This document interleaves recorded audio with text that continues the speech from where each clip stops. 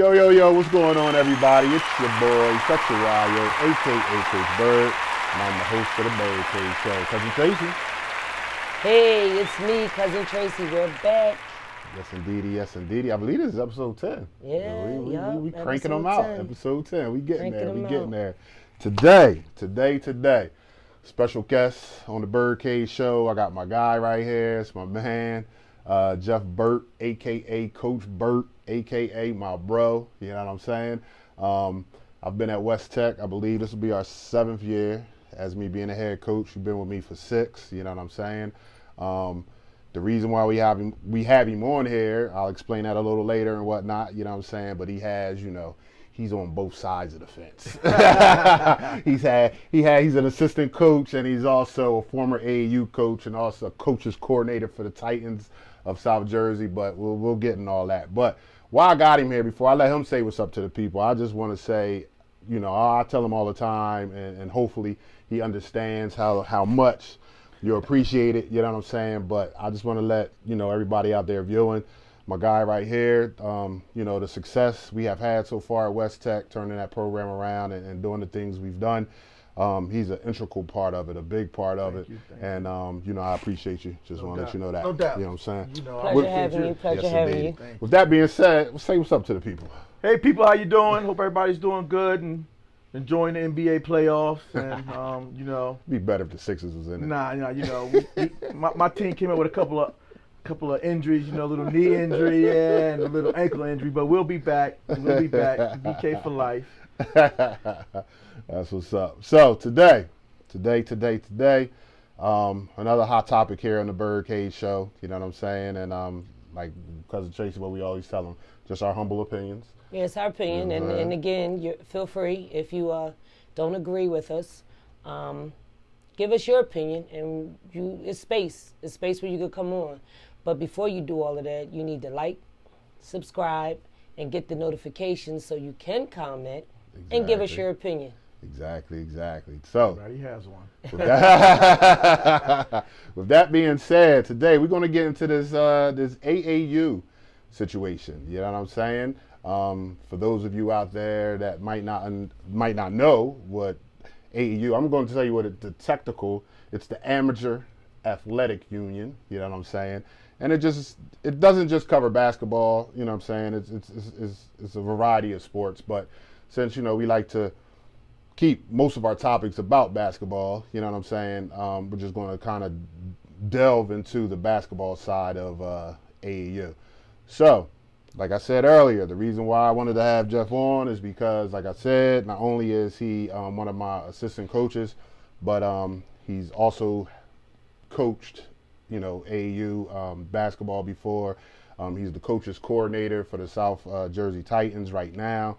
So, he can kind of give us the ins and outs of, what actually happens with the whole AAU situation. Because I've never coached an AAU program, you know what I'm saying? Of course I know of AAU programs. My kids play for AAU programs, but I've never coached the AAU program. Cousin, you ever coached the AAU program? No, I've never coached the AAU program. Okay.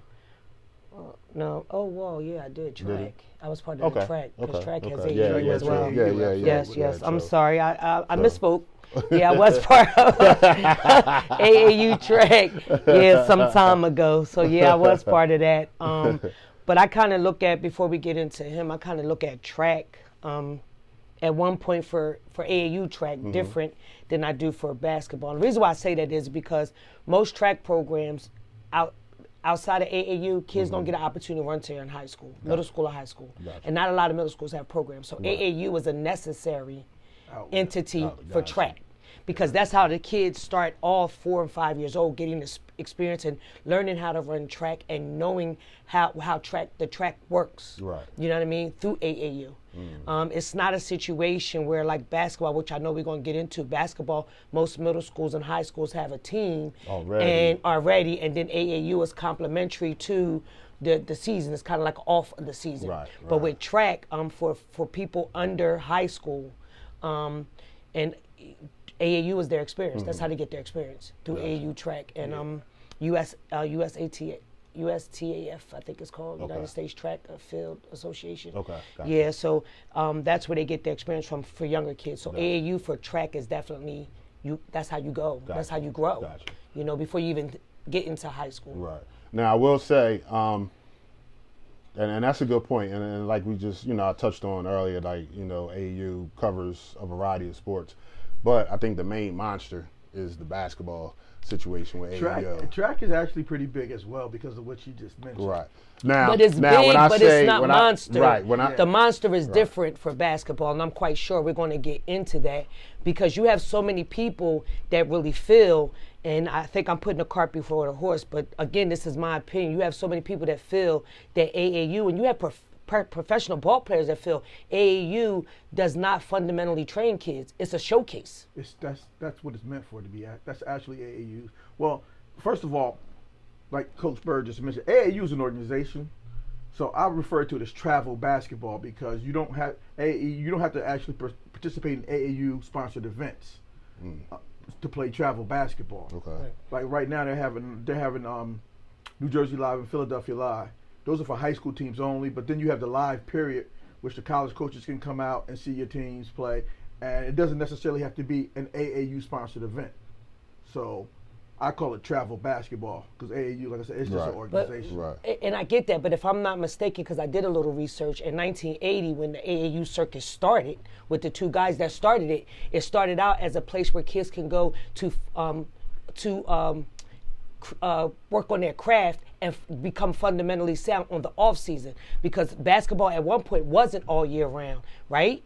And then it became a situation where AAU started jockeying to get sponsorships from Nike and Adidas. So now they create these mega teams to get these sponsorships, and now you're outside of helping the kids learn fundamentals. We showcasing the kids. Well, what happened at some point, and I don't know when that point is, it turned into a business. Like everything. It turned into a business. Somebody saw how much money there was to be made, and why just let AAU make all that money? There's money to be made for everybody in it. The teams, the hotels, everybody's making money. The restaurants, the sponsors, everybody's making money off these kids. Everybody. Now that brings me to the first question: is that good for? And now let's talk about basketball. Is the AAU basketball situation good for high school athletics? For high school athletics, Yes. AAU basketball, that's a twofold question. It's yes and no, because as you know, as we tell our kids all the time, less than 3% of every kid playing high school basketball will ever play at any level beyond high school. Right. That means JUCO, D3, D2, and D1. So most of those kids that are playing high school basketball, it's not going to help them. Right. But now for those that are going to play beyond, then it's an absolutely necessary. Right. It's an absolute necessity because they get to be seen, they get to be exposed, they get to showcase their talents. And I was that's kind of where I'm at with it too. As far like some kids, you know what I'm saying, definitely helps. Like especially, and we've talked about this on previous episodes, if we don't have coaches that are not promoting this kid, helping him, get his face out there as far as college and stuff like that. You don't have parents that have the knowledge to try to do what they need to do to help get their kids, exposure, things like that. That AAU circuit can help because we all know there's many kids that get scholarships off of that. When we had Wayne on here, remember he said he wasn't really getting not those looks, but wasn't getting that interest until he started playing. Or was playing AAU, and I know, like when I went to, I think last year, a year before, when I went over to I think it is the Philly Live, because it is off season and a lot of coaches have time. It's way more coaches there than I seen at the high schools. That's it. That is literally it in a nutshell. Because think about what you just said. They brought all the kids in one spot. So now this coach, he ain't traveling up to North Jersey to see this player and then back down to Camden to see this player. No, they coming to him. He go to one spot, he can see them all. Right. And plus it's on the off season, so I got time. Because during the season, it's hard for them to get out to high school games to recruit kids and Matter of fact, and get all that done. They're not even coming till they see them play AAU basketball, travel basketball now. Because by the time they come to your high school, they don't watch you play the whole summer. They're not coming before then because it's time and money. So by the time they come to sit down in the stands, they already decided pretty much that they're interested in you. But you do have a lot of, and I know this is old, but I know you had a lot of, like your Charles Barkley's, Kobe Bryant at one point. You had athletes that were against AAU. And Kobe was, unfortunately, I hate to do that. Where was he at when he passed away? He was in a helicopter on the way to an AAU tournament. Yep. Yeah, I didn't think of that. But at one point he was against AAU. Well, but Kobe probably did it the right way. It all depends on what program you're in and what team you're on, because even those kids playing, think about all the kids playing AAU basketball. Those kids aren't going to college to play basketball. Yeah. They're not. Now those kids over there at Philly Live now, they're going more than likely they'll be playing basketball somewhere. They'll get some type of scholarship or financial aid assistance for basketball. Right. And that's one of the things, and we was gonna get into it later, but since we brought it up, we might as well get into it right now. That's one of the things that, because we try to inform, on this platform. And one of the things I want to let parents know, like, don't let these coaches, hype you up to the point that you think this AU situation is a guarantee that your son or daughter is going to get to the next level for free, because the AU is not cheap. It's not cheap. What are we looking at? G, 1,200, 800 that parents is taking out their pocket for this? It gets more expensive the older you get because the tournaments cost more to participate in. But you can start anywhere from $350 up to $1,200, $1,300. Yeah, so and that's before y'all really start going away. Well, because that's the registration fee. Right. Because once you start traveling, like I know with track, right? Track is not as costly until you start getting to those national meets where you actually travel. Let's be clear. When you're involved in track in this area, you always traveling. Because we don't have the 6-lane, a lot of the 6-lane tracks here. Right. We don't have the setup for it. Right. So we're always going up North Jersey or to Jamaica, New York, or Rockaway, New York. That's where the circuit is. That's where you go.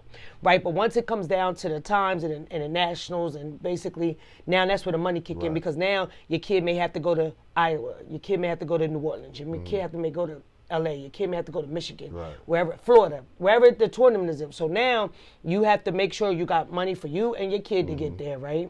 And then you got to have money for you and your kid to eat, on top of all the stuff that the program needs, because you're traveling as a team, right? So it is costly, but again, you got a lot of parents that invest this money into their kids in hopes for scholarship. And that's where, as a parent, you don't want to kill your kids' dreams, but you really have to assess their talent. Right.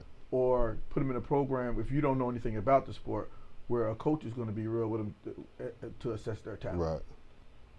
And not just blowing smoke. You know what I'm saying? Like again, nah, I got you. Again, it's a business. Again, it's a business. Give me that 800 and I'll.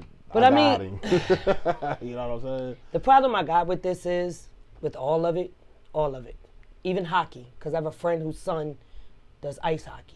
Hockey is just expensive from the rip. And the skates alone. That's what I'm saying. The skates alone, the equipment alone. Like, you know what I mean? So AAU circuit is like. It's just basically like we're pushing these kids, right? And at some point, what happens? Pressure bust pipes. Yeah, they break down. You pushing. And even if it ain't for everybody, some kids go along to get along. My mom and dad is telling me this is what it is. This is the plan. I gotta do it. And I got talent though. I'm not no slouch. I got talent.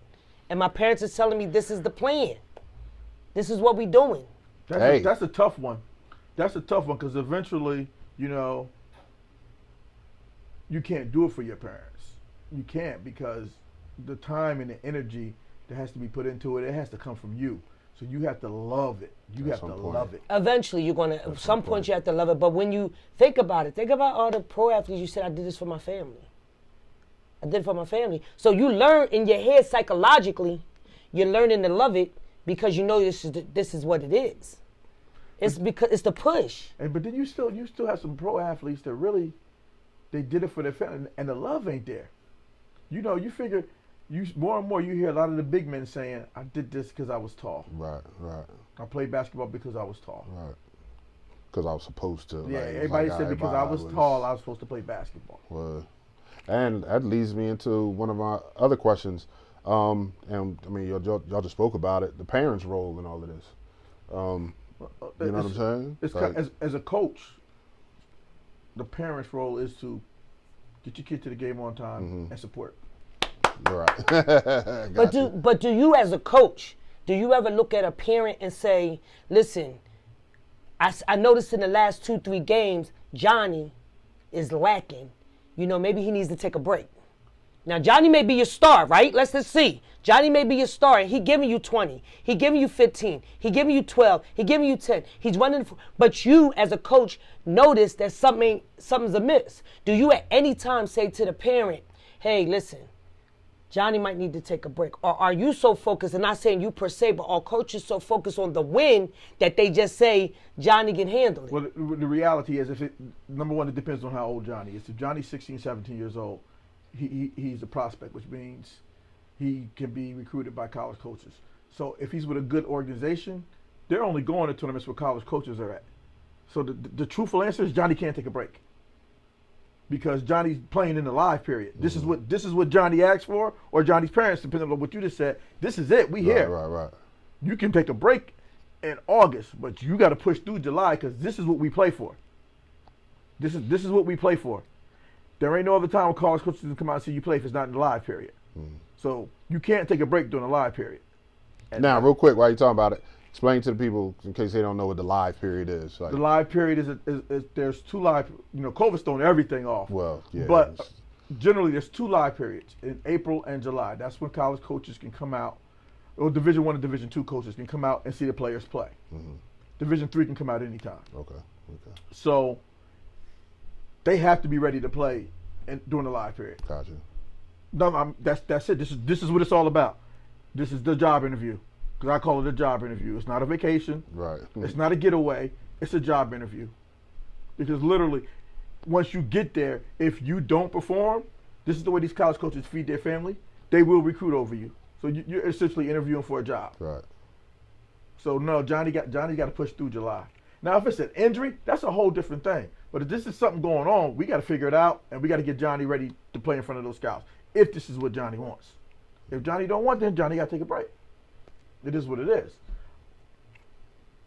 But it may not be so much about, it ain't what, we just using the term Johnny, it ain't about what Johnny want. What if something's amiss? And ain't nobody picking up on it? Do you know what I mean by amiss? I'm physically fine, right? But the stress of all of it is blowing my freaking mind. Well, listen. And my mind is on fire. And I'm 16 looking down the barrel of grown man stuff. And ain't nobody talking to me, because my coach like, you got to be live. You got to be live. You got to be live. This is what you want. This is what you got to get. Then you got mom and dad, him like, listen, this is what it is. We here. We've arrived. This is what we waiting for. John's like, there ain't nobody talking to me. I can't get one conversation and let them know. Like. And it ain't for everybody. Yeah, I definitely agree there. It ain't for everybody. Yeah. We're seeing more and more the mental aspect of this game, and what you said, just the draw that it puts on kids, and the anxiety and pressure that it puts on 15 and 16-year-old kids. But in the same token, you get a job out in this real world, and the boss says, I need this report by Friday. Got to make it happen. And he don't care what's amiss. He don't care what's amiss. Got to make it happen. So, again, it's kind of a life lesson. You have to, we all know as adults, there's a certain amount of pressure that we have to deal with every day. And the reality is, some people aren't capable of dealing with it. They aren't. And then they have to medicate, hopefully under the guise of a doctor, or they self-medicate. And we've seen both. Like that happen, yeah. You know, and some people just completely fold under the pressure. And it's you remember, well, I'm gonna say his name, but we had a kid that just, you know, apparently, you know, we didn't know, we wasn't doing it on purpose, but apparently it was just too much pressure. He couldn't handle it, and he said, I don't want to play no more. And we was like, oh, okay, you gonna come back next year? He's like, no, I'm done playing basketball. Well, that happens a lot, more times than we know. It happens a lot only because we as adults are so focused on our wins and losses that we don't teach our kids coping skills. We don't teach our kids how to manage, because there's a way to manage and still be top notch and still show up every day. I think it starts with at West Tech, we don't focus on wins and losses. Yeah, Wins and losses we don't focus on. Number one, our main goal is to be a builder of men. That is our main goal.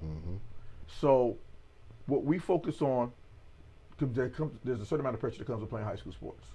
So coping skills, but we just want to get better that day. And we want to teach them to play the game the right way. And if you teach them how to play the game the right way and get better that day, wins will come.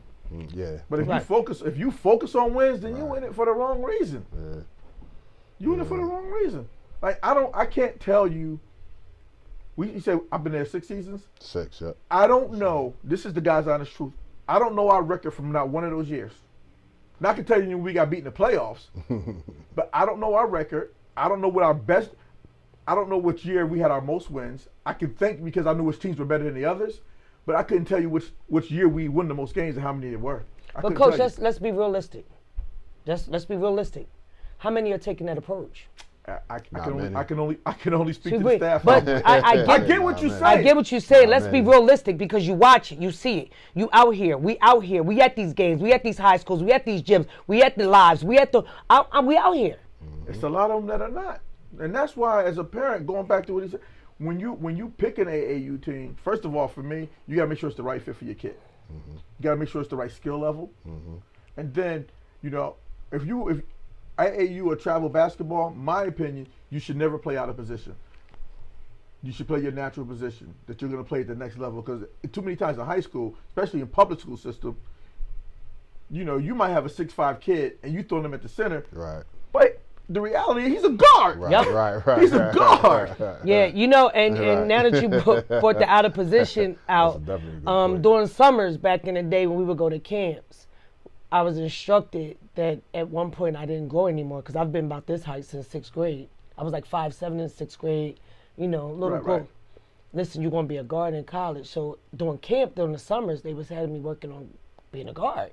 I go back to high school, I was a center. See, so I was a strong forward. You lived it. And the coach said, you take one more jump shot and you're going to be sitting next to me the whole game. I don't give a heck who here watching you. So let me tell you a funny story. And he knows this. Before I became on staff there, they had a couple of my players that played AAU played for me. And over the summer, one of these kids was getting interest, but he was about 6'4", 6'5". So he's the center for them. So they wouldn't let this dude shoot no jump shots. They would not let him shoot a jump shot. So I said, all right, that's cool. But you with me now, and we gonna work on your jump shot. So he came back to them, and the jump shot was wet by the time he got back. And the first time he took a jump shot, they lost their minds. What you doing? Get inside the paint. I said, yo, he knocks it down on a regular now. All right, he gets 2 practices to prove it. But by the time the season came, they was telling him to take that shot. Yeah, so you have to, because he was going to be recruited where he had to make that jump shot. So my question for you is this. How much of a relationship should the AAU coach have with the coach of the kids your kids? Your answer should. Because we got lucky that you was the one who was his AAU coach, and So we all had that should relationship. have. Yeah. So it should be an excellent relationship, and here's why. Because I said it earlier, if you're not focused on wins, and you're focused on the kid, then you both have the same common goal. You want to see that kid succeed. All right, so you at one point were AAU coach, correct? And I know your AAU team is made up of kids from different schools all over, right? But were you afforded the opportunity that when you weren't AAUing to go see those kids play? I made it a priority. Okay. I made it a priority. And then were you able to have or did you have a conversation with any of the coaches? I had two of the school's coaches. We agree. I asked them what did they need to see from this kid, and long as it was in line with what that kid needed to do to play at the next level, it was no problem. One coach we didn't see eye to eye. and the kid played great for me, but he didn't get the same kind of production out of him when he had him. Let's backtrack a little bit because I know we didn't touch on this. AAU actually starts at 7 to 7-year-old, right? Until 12th grade or 19, right? It's 19, 7 and 19, right? They have it beyond high school, but that's usually for like advanced kids. Right. Yeah. So beyond high school would cover what? Anybody over 19 or anybody's skill set over? It goes up to, I think, 19U. Okay. I think. Don't hold me to that. But yeah, I think it's... I know most of the tournaments, once you were past 17U, it's called open. It's called, the division is called open. And a lot of kids that are JUCO kids or prep school, stuff like that. They play in that division. Got you. So I just wanted to make it clear for the parents or people out there that's listening and want to know about AAU, how AAU starts and what it looks like. And basically, for basketball, prospects means you can be recruited by college coaches. I believe it's 7th grade or 8th grade for boys, and I think it's 8th grade for girls basketball, where they can be recruited by college coaches. So that live period, they have that for middle school age kids as well, like, or not really? Well, technically speaking, yeah, because 8th grade you're in middle school. You can start. Okay. So you can start. But they use like during the live period. If you go to a live period as an 8th grader, they got you stuck back in some corner gym, or you're not usually in the main facility unless it's somewhere like Spooky Nook. But if for somewhere like Boo Williams, I don't know. I think he got 6 courts. Okay. So like they play their games at Hampton University. They put the young kids at Hampton University. Allen Iverson's high school. They put you there for the younger kids. Okay. Right. Okay. Got you. Now let me ask you this, especially since you're on both sides a little bit. I mean, you mentioned it a little earlier, and that's probably the reason why. But like, why is because we can all date ourselves a little bit. You know what I'm saying? When we're coming through high school sports and whatnot, the college coaches, they come into the high school. You know what I'm saying? They coming to talk to the high school coach. Now the high school coach is starting to be like kind of the after, like they go on AU first. And then if, we have some interest, then all right, maybe I need to talk to the high school coach just to get a little bit more info on the kid. But I'm thinking is what you said, though, just because if you can bring all the best kids in this one spot on this one weekend during this one period, why am I going to run up and down the coast to try to catch you and all that when I can just see everybody right here? And the other part about it is, like once they a letter of interest, you guys know, because I can tell by you, so a letter of interest is different from an offer. Right. So when they send that letter of interest, they give them a packet to fill out, a card to fill out, and they ask. The reality is they ask the kid, who do you want me to contact? Your high school coach or your AAU coach? And it's whatever the kid puts down. Yeah, true. I mean, eventually they'll probably reach out to both. Right, but I do. How many AAU coaches really know what this kid is doing in class or in school? Well, the first thing, in my experience with dealing with them, the first thing they ask these kids is, what's your GPA? Because if your GPA isn't right, we can stop this conversation right now. Yeah. Hold on. Okay. Since we're going to bring that up, we're going to call a spade a spade. I know several kids, right now, AAU Philly Live standouts. It's a little struggle.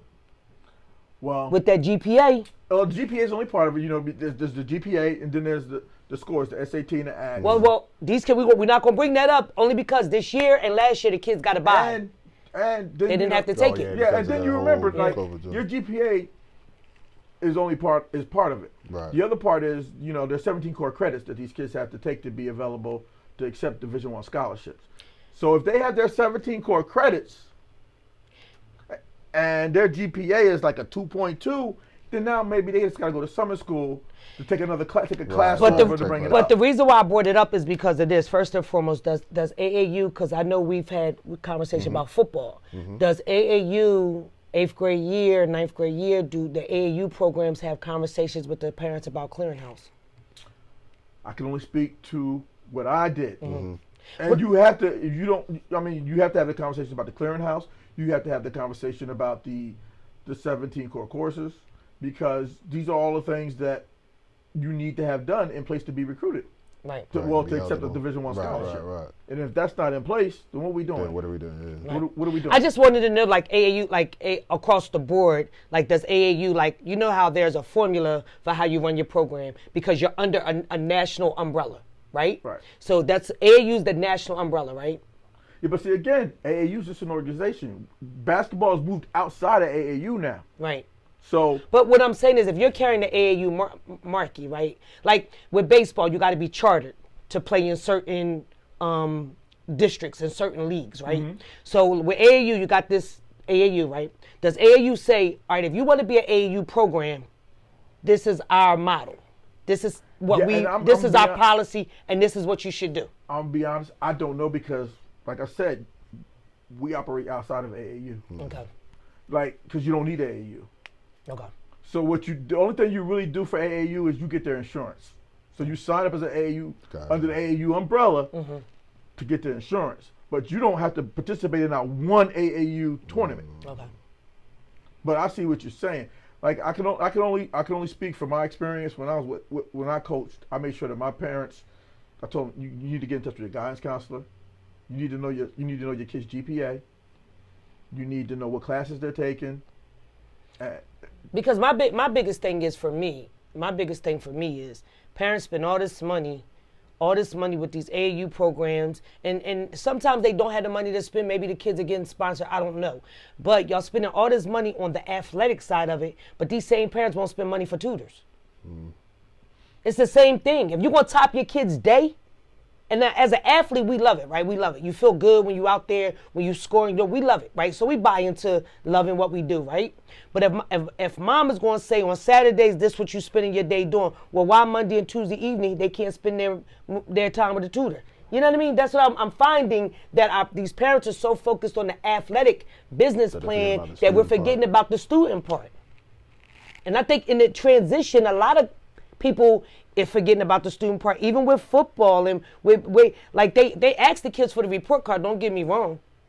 Oh yeah, and he caught such and such a passes and he doing this, but he in Pop Warner, right, or whatever little league is now. So he walk off the field. Do we really know if he's really going to be?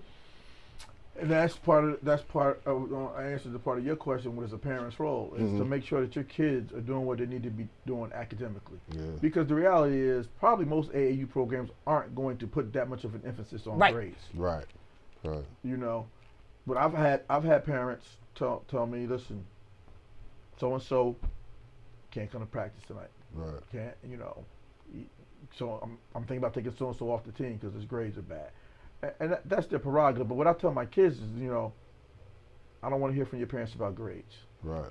This is all about getting somebody else to write the check for college, because the potential to play in the NBA or even abroad, the numbers are small. The numbers are small. Yeah, we always talk about the numbers all the time. Yeah, we talk about the numbers. I mean, go find a college to go to if you if you get it done in the classroom. Right. So this is about, for me. This is about a 22-year-old kid not starting life $150,000 in debt. Right. That's what it's about for me. Now, if you are fortunate enough or good enough to take it beyond that, then God bless you. But we know the odds are slim in that, and I wholeheartedly believe, and we say this a lot, that when you decide, anybody decides to be a coach, I don't care if it's AAU, I don't care if it's high school, I don't care if it's pickup. You got to understand the seriousness of being a coach, because you become a mentor, whether you want to or not. It could be about, I only got the kids from June to July or June to August or whatever, and this is just my time with them. But more importantly, like, you're developing. And we all know sports is what we call it, a gateway. Yes. A gateway. Sports is a gateway to life, right? It teaches you, when you play sports, life lessons on the court, on the field, you know what I mean? These are you learn life lessons. So I think we all, and that's about parents finding the right fit. You got right fit. I mean, it just happened because, you know, it is what it is. But the majority of the players that play for me, I keep in touch with to this day, both in the boys and girls world. Yeah. Because it's bigger than basketball. Basketball is just a gateway. He coached to bigger and better things. Annie, right? Annie Payton, I love her to death. Nah. Yeah. So he's been on she not only boys coaching and AAU, girls on the girls end too. I just talked to Annie the other day. She's doing her thing. Hopefully she'll get Camden girls basketball back to back to some type of prominence. Camden boys basketball is doing this thing. It's always been though. Yeah, it's doing this. It's always been because there's no real feeder programs. Nobody takes the pride into the feeder programs. No feeder programs. That's what we talked about. Like we got to get a feeder. Yeah, there's no feeder programs, and the girls don't have no interest. Right. Because of the stigma that's put behind it. It's a stigma behind being an athlete in the inner city. That's all. If you decide to be an athlete as a female in the inner city, it's a lot that comes with it. The lack of female friends, because you're not going to have it, because they're not doing what you're doing, right? You're going to have the scuttlebutt in the neighborhood, not too much no more because the neighborhoods are different now, but the scuttlebutt that she ain't all girl because she's playing sports, right? So it's a lot that comes with it. And you got young ladies right now who's choosing to that's not what we want to do. That's not what we want to do because it's a lot that comes with it. And until we change that. That needs to be changed. Until we change that, and it's hard to change it. It's really hard to change it because at the end of the day, the fact of the matter remains is with little girls, once the little boys come into play. That could change a lot too. Look, that goes both ways. We've seen that too. We've seen that too. Get from under her and get the locker room and get ready for practice. Yeah, you can listen. We have some kids in our programs that we're like, yo, what is going on? But I think we all can agree right now that AAU is definitely a necessity. It's a necessity. Oh yeah, definitely. It's a necessity only because they're kind of taking away the power of the high school coach. They actually, with the live period, they're giving some of the some of it back because the teams that are competing now, they have to play with their high schools. Right. Okay. Right. So these are high school teams competing now. Right. So they're trying to with a different coach, right? Because the high school coach can't coach. It depends on what state you live in. Yeah. Okay. Because right now, New Jersey coaches can coach their teams. Okay. Basically, there has to be. Is that new? Was that always the way? The rule is no other sport can be being played. So once football starts, high school basketball coaches, no coach can be with their kids. Okay. So right now during the summer, because baseball should have ended. Baseball should have ended and football didn't start.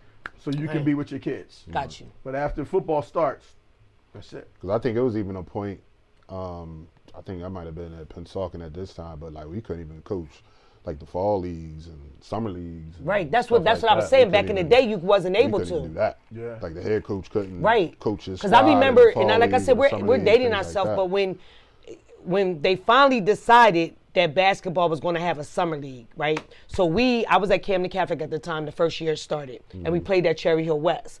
And we played as a team, but the coach was like the assistant or something. It wasn't the head coach. Yeah, the head coach is usually sitting 2 rows behind. Yeah, but technically there was some technicality that the coach couldn't be with her team or whatever. The funny thing about that is, and maybe I guess if like you have a powerhouse, somebody might come and check, but who are they sending out to check on this? Like, are they sending people out everywhere? Like, usually what it is a parent or something. A parent from another team dimes you out. Yeah, true. A parent for another team, or if you're winning, when people win, people be like, "Oh no, something's amiss. Something's going wrong. Something's wrong." They not start following looking the at you rules. when you winning. Right, when you winning, they look hard. They don't care. When you lose, they don't care. But when you winning, now we gotta see what's going on. Yo, you know so-and-so be in the gym with those kids, right?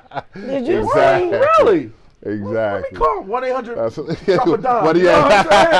1-800 drop a dime. So before we get out of here, your thoughts first, and your thoughts on just what do you think the future? Are we going to? Is it going to keep going where? And like you said, they're trying to give some of the power back to the high school coaches. Are they going to try to balance that out, or do you think it's just going to keep going? It's going to keep going because a couple of things. High school kids, there's only so much talent unless you're at one of the powerhouses. Right. So you want to see how these kids perform against their peers that are at the same level, being able to play at the same level. And you're never going to see that in high school because even if Camden goes up and plays Rosedale Catholic, they play it once a year. Right. You know what I'm saying? So if you want to see how good they really are, how you stack up against the best, then you're going to need travel basketball. Yeah, that's a good point. All those national tournaments and things Yeah, of that yeah, nature. you're going to need to see how the best performs against the best. Yeah, what you think? I believe it's going to grow because it's about dollars and cents. And if That's it ain't the making no other money, part. it ain't making no sense. Yeah. We've put dollar bills on our kids, even though our kids don't get to enjoy the money that they're making or creating right now. Right now. But we put a dollar amount on the back of the backs of these kids, right? So we always talk about it's the business of it all, right? It's about the business. My thing is, and I will always push this, please just assure that just as strong and fast and exceptional your kid is on that court, make sure he's the same way in that classroom. Do what you got to do. If you're going to put the money out for AAU, put the money out for training, put money out for a tutor. It's about the same. It don't even cost you much. People will come to your house. Even you can even go to your kid's teacher. It's probably cheaper. Right. You can even go to your kid's teacher and ask your kid's teacher to tutor. I'll pay you the extra out. You understand what I'm saying? So if you're going to put in all of this and travel all around the country, because you got a lot of families that travel around the country for sports that don't take family vacations. So if you're going to travel all around the country, put that money in to make sure your family is solid. Your kids have the tools on the floor, off the floor, in the closet, in the back room, the same tools. Emotional, mental, physical tools. We want them to be solid on the court, on the field, and solid in life, right? True. Absolutely. I mean, that's the bottom line. And I mean, I feel pretty much the same. It's going to continue to grow. It has to. I mean, it's a necessary evil. I don't even want to really call it an evil because it's not all bad. You know what I'm saying? But I mean, it's just necessary because I mean, especially us coaching at a public school, we got 26 games.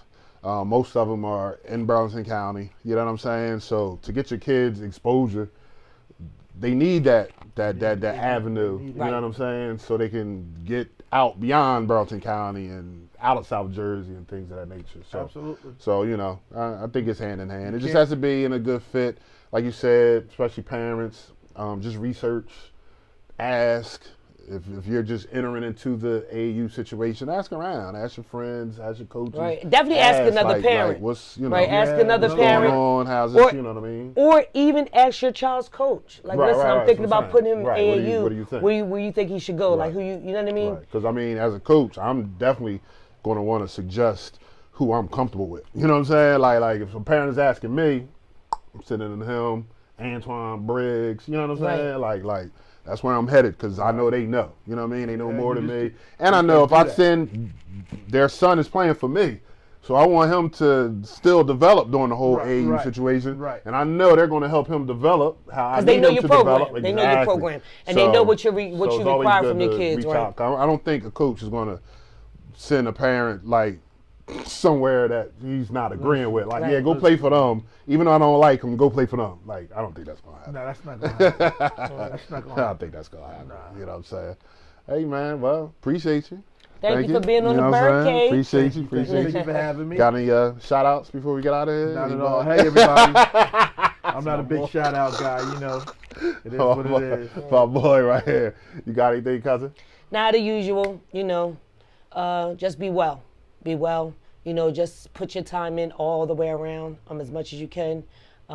Perfect your craft and perfect you. True indeed. Yeah. Hey, I couldn't say it no better. So on that note, just again, got to thank my cousin Tracy, for holding me down as she does. Again, I want to thank my man, Coach Burt here, for sliding through the BYRDCAGE. You know what I'm saying? And, you'll definitely be back. Say the word. You'll definitely be back. And, hey, once again, another one down, episode 10. You know what I'm saying? I'm Sexuayo, a.k.a. Coach Burt, host of the BYRDCAGE Show. Talk to you soon.